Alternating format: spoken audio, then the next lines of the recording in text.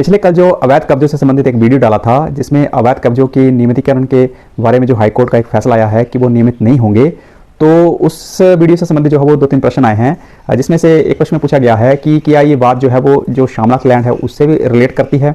इसके साथ एक और प्रश्न कहा गया है जिसमें कोई व्यक्ति है जिसकी जो लैंडलेस है और उसने किसी सरकारी प्रॉपर्टी के ऊपर कब्जा किया है, तो उनका ये कहना है कि उनको जो है वो रेगुलराइज कर देना चाहिए।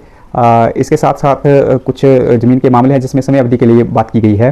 तो देखिए, ऐसा है कि जो शामलात लैंड की बात कर रहा हूँ मैं, तो जो हमारी सरकारी ज़मीन है वो मुख्यतः जो है वो 2 तरीके से हम इसको जो है वो स्पेसिफाई कर सकते हैं, जिसमें एक तो आ गई आपकी फॉरेस्ट लैंड, दूसरी आ गई आपकी डीसी लैंड। अब डीसी लैंड के अंतर्गत जो है वो कुछ ज़मीन जो है वो ग्राम के अधीन जो है रखी जाती है, ग्राम के बर्तन व्यवहार में, तो वो सरकारी लैंड ही है।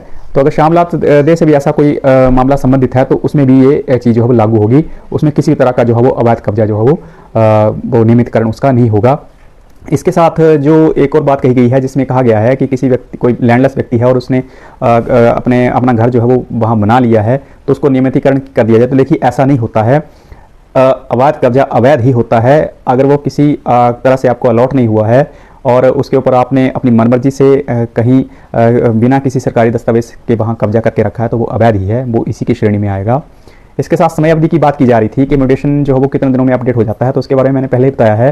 जो म्यूटेशन है वो आजकल तो प्रक्रिया काफ़ी तेज़ कर दी गई है कि जैसे ही म्यूटेशन होते हैं तो उसके बाद जो है वो कंसर्न ग्रामीण राजस्व अधिकारी जो है वो तहसील में जाकर उनको अपडेट करवाने की कोशिश करता है। लेकिन कुछ जगह पे स्टाफ की भी कमी चली होती है और इस सिलसिले में कई बार समय लग जाता है। लेकिन आप ये बात मान के चलें कि म्यूटेशन होने के जो है वो महीने भर के बाद जो है वो ये सब चीज़ें अपडेट होनी चाहिए। अगर नहीं हो पा रही हैं तो आप ग्रामीण राजस्व अधिकारी से बातचीत कर सकते हैं।